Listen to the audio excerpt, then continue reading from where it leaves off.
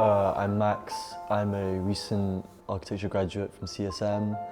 Honestly, it's been a struggle trying to get my portfolio online because there's always this, you always feel like you're trying to improve to try and beat everyone else, and I kind of guess you feel like the moment that you put it all online, it's set in stone, and then that project is how it looks forever, and if you can't update that necessarily.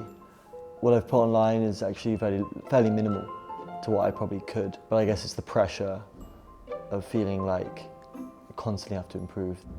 Seeking support, in industry support and support in my creative fields, I guess I get from a lot of my friends who have graduated, who've gone through similar experiences of struggling to actually find that full-time job. My tutors, there's a lot of people around me, but everyone's busy and everyone's kind of struggling in a really difficult working environment, where things are really strained, stressed, and money is not coming in the way it was before. I have to try and seek support wherever I can from those personal relationships that I have.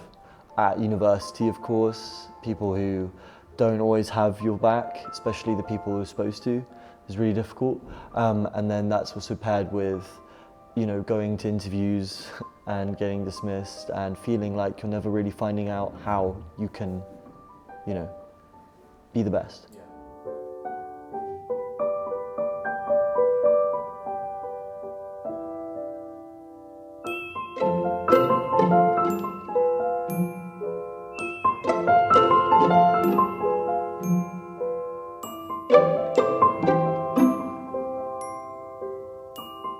Making it in this time will mean having a full-time job where I'm supported, I'm financially stable, in a place in architecture that I'm really passionate about, public space, about retrofit, those specific areas of where I feel like my creativity can kind of flourish.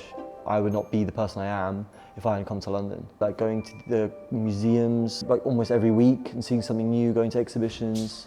I'm so inspired by everything around me, especially the buildings. Where else would you want to be as a creative other than London?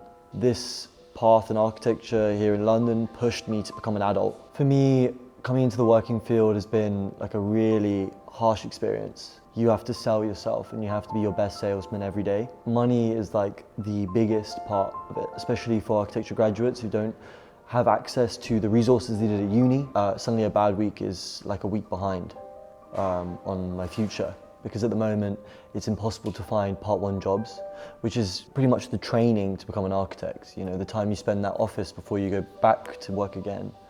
And if you can't even do that, then how would you go forward?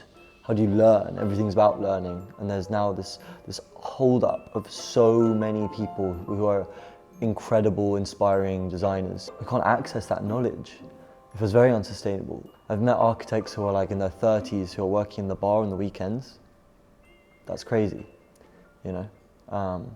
So yeah, it's unsustainable.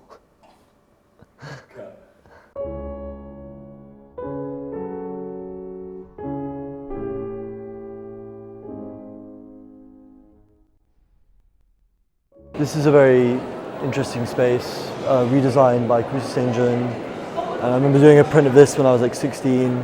First time I came here for my A-level art, and I think I've just been coming back ever since, especially to sketch and to draw. You go kind of down through these sort of galleries along the side of the main hall, and all of the Henry Moore sculptures are there. And they're so impressive, so dramatic, and it's such a lovely space to sit and just be. I think you'll find it very calming, Probably the most relaxing that I ever had. I spend a lot of time here. These sculptures specifically, I don't know why I kind of draw a lot of inspiration from it. And sometimes it doesn't even necessarily directly go into architecture. I think I find myself enjoying the kind of the form and the translation of Henry Moore's mind, his emotions and life forms into these incredible pieces.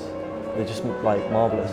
My surroundings are accredited, including the artwork that I've kind of surrounded myself by, has had a profound impact. I mean, you learn something every time I think you come to a museum. And when you're constantly coming back to draw, you're seeing new things, you're finding an interest you didn't know you had, and you're also just working on that translation of ideas into sketch, into pen, and straight onto the paper. Yeah. There's more this way. I'll take it to you. I'll show you.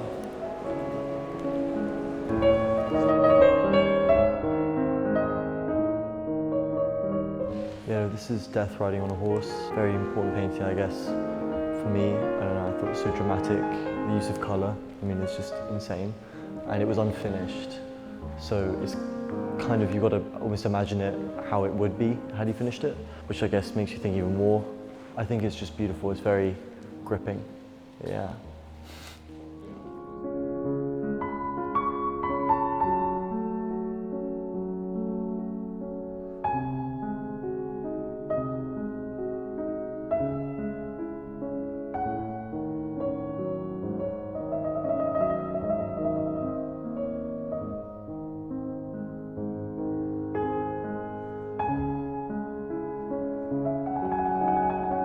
So I think maybe what's interesting to be studying Turner as like an architect, being an architecture student.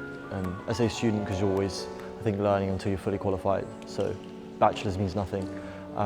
He was a draftsman and he used to draw up architectural drawings for architects, and that was his background before he kind of got famous as a painter.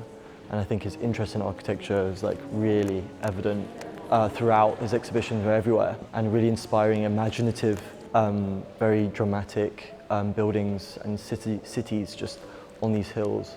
And I think it's like wonderful to kind of come around and see something that's just straight out of the imagination, kind of free flowing.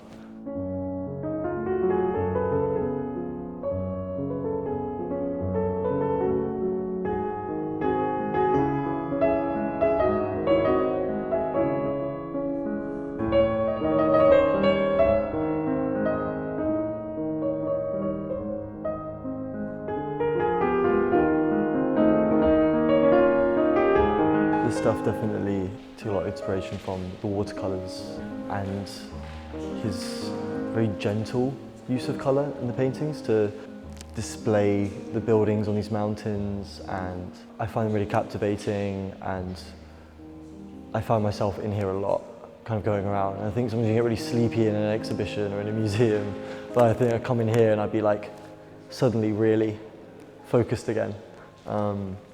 Yeah, beautiful. I mean, wow. I think some of these are my favourites. You know, the kind of abstract life. These, for example, and with the inscription and the lines in the work as well. I think what I find so beautiful is that this is such an abstract shape that barely even resembles a person, but it still does, you know? You can still make out that this is, in a way, someone. But it's just beautiful.